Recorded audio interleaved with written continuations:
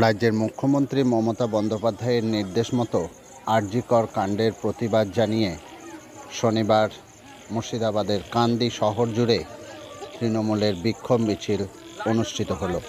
উপস্থিত ছিলেন মুর্শিদাবাদ জেলা তৃণমূলের সভাপতি অপূর্ব সরকার, কান্দি পুরসভার পুরপ্রধান জয়দেব ঘটক, পুর কাউন্সিলর দেবাশিস চট্টোপাধ্যায় সহ বহু তৃণমূল নেতৃত্ব। আসুন দেখে নেওয়া যাক বিস্তারিত। আমরা আমাদের অনুষ্ঠান শেষ করব। আমার মা বোন থেকে শুরু করে আজকে যারা মিছিলে অংশগ্রহণ করেছেন, অধ্যাপক থেকে অধ্যাপিকা থেকে শিক্ষক শিক্ষিকা এবং সমাজের বুদ্ধিজীবী মানুষ, ছাত্র যুব, তৃণমূল কংগ্রেসের সব নেতৃত্ব, সকলকেই আমার আজ আন্তরিক কৃতজ্ঞতা জানাই। তৃণমূল কংগ্রেসের পক্ষ থেকে, মমতা বন্দ্যোপাধ্যায়ের পক্ষ থেকে, অভিষেক বন্দ্যোপাধ্যায়ের পক্ষ থেকে।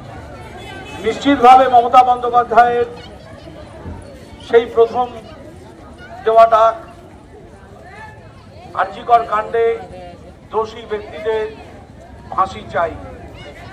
আরজিকর কাণ্ডের দোষী ব্যক্তিদের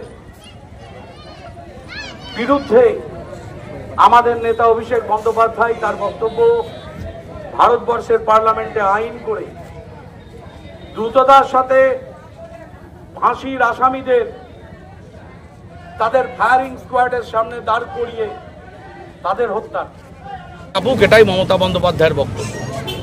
আরও বক্তব্য আমাদের নেতা অভিষেক বন্দ্যোপাধ্যায়ের, যেটা আমাদের কাছে লজ্জা। ভারতবর্ষের পার্লামেন্ট আছে, সেই পার্লামেন্টে এমন আইন করা হোক যে আইনের মধ্য দিয়ে এই ধর্ষণ এবং সাথে খুন এর শাস্তি ফায়ারিং স্কোয়াডের সামনে দাঁড়িয়ে গুলি করে হত্যা করে দেওয়া, এ দাবিও কিন্তু অভিষেক বন্দ্যোপাধ্যায় পরের দিন তুলেছে।